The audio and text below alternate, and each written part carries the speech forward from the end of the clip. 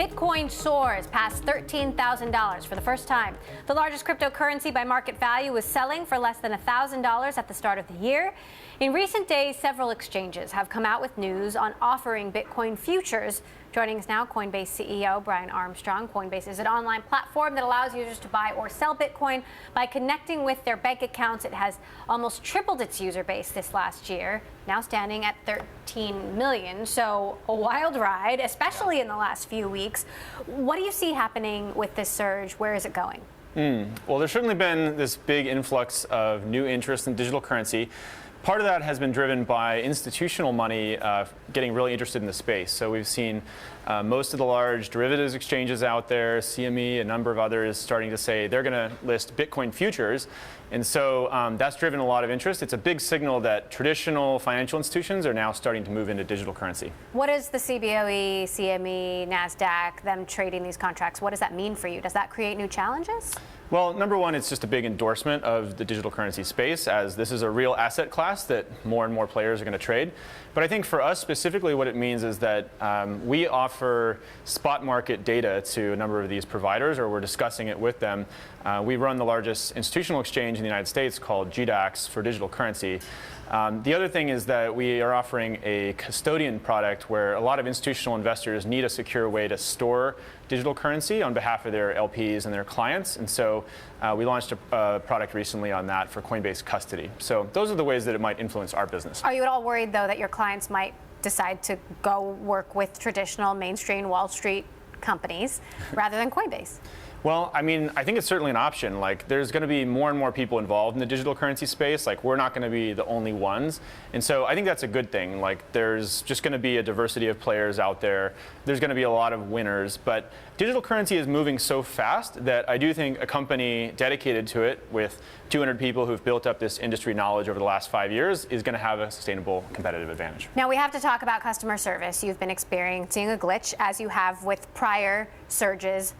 Why does this happen? Yeah, well, I mean, it's, in a word, it's hypergrowth, right?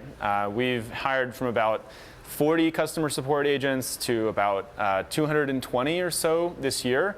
And I think by the end of next year, we'll have another 400 or so. And so we're in addition to the 200 that you already have? Yeah. So, and we also launched phone support this year.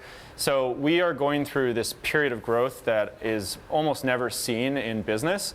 You know, it's really difficult, to be honest, to keep up with this amount of demand, and we're not servicing our customers to the level that they deserve at the moment.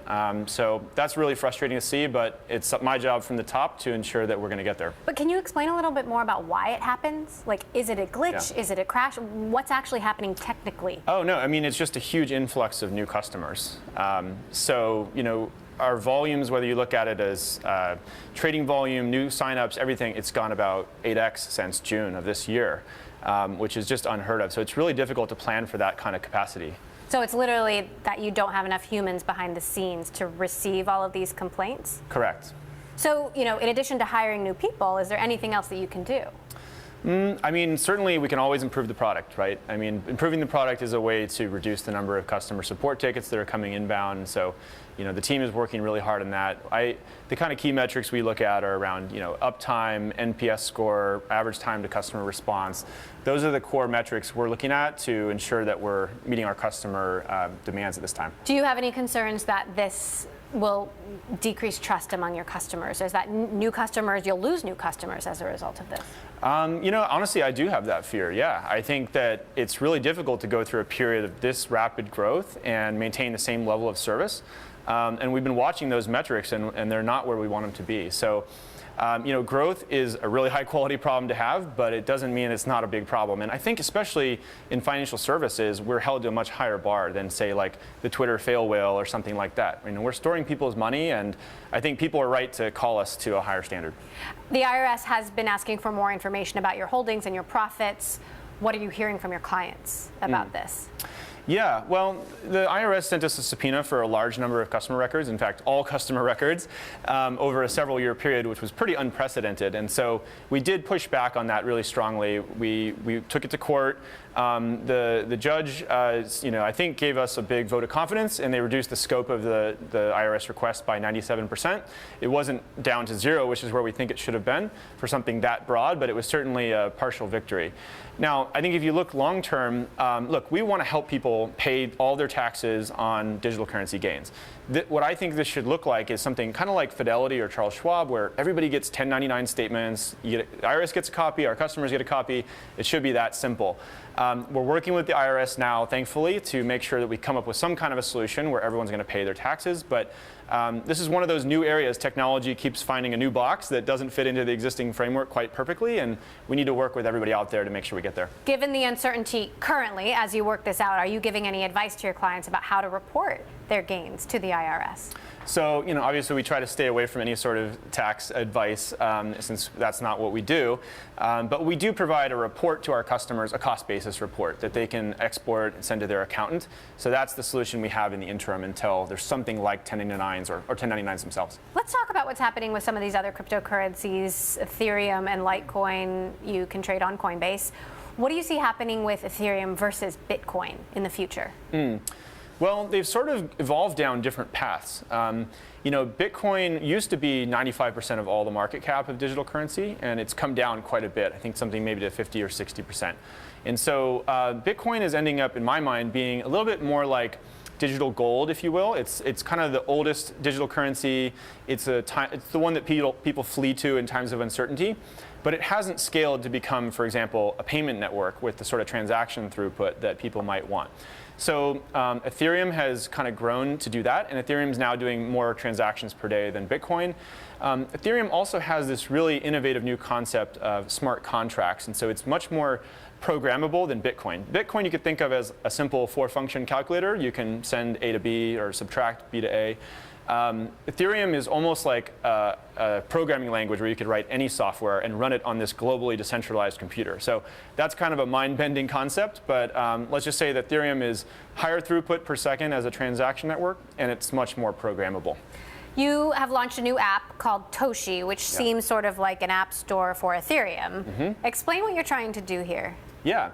Well, the analogy I like to use is of the internet. So when the internet started, you had TCP/IP and Usenet, and it was really difficult to use. And then a browser came out on top of the internet with Netscape, and it made it easy for anybody to build an app and also access the internet. So we're doing the same thing with Toshi. Toshi is, you could think of it as a browser for the Ethereum network. And we're trying to make it really easy for any developer to build an app and any consumer to actually use applications on the Ethereum network. And honestly, we're a little bit inspired by things like WeChat and in China, and Paytm in India, even M-Pesa in Kenya. Like, mobile money is a really big deal, especially outside the United States. And I think that people in emerging markets could actually use digital currency to start to get access to financial services through something like Toshi.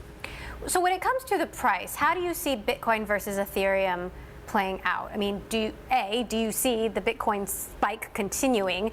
Do you see Ethereum surpassing Bitcoin, as some have suggested it will? Yeah. Well, of course, I never want to be giving any investment advice, but I mean, just in broad strokes, the way I think of it is that Bitcoin does have a certain amount of guaranteed scarcity built in. There's only ever going to be 21 million coins. And of course, if something's more scarce, the price can be driven up. Ethereum has taken a different approach, which is that there may be a moderate inflation curve, almost like the US dollar. They might target 2 to 3% inflation a year. They're actually still deciding exactly what it's going to be. So Ethereum's not trying to be gold, which is what Bitcoin is. It's trying to be something more like a payment network or something more programmable. So that all factors into what the price will be. I guess one other really broad thing you could look at is just where are the users going, and where are the developers building the new apps. I personally see more developers building apps on top of Ethereum today. So that's one other factor which could point to what it might be in the future. We talk about this a lot on Bloomberg, whether, is Bitcoin a fraud? Is it not? Are we in a bubble? Are we not? If it's not a fraud, is it a bubble? What do you think?